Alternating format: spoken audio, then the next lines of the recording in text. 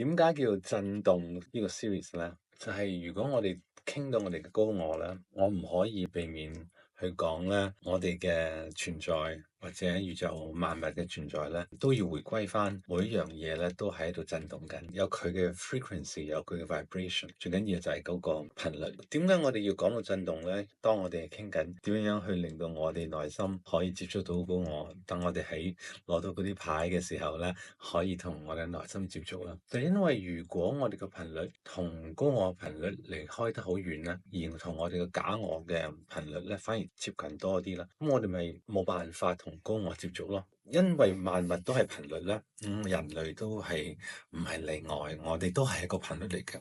而且我哋係叻過好多其他萬物咧，就係我哋可以控制我哋個頻率，我哋可以震動得高啲，我哋可以震動得低啲。咁我哋當然就唔想做一個低頻率嘅自己啦。咁所以我哋先認定到我哋呢一個人生咧，每一日每一刻我哋喺度震動緊，咁我哋先可以繼續去發現點樣去同高我一齊震動。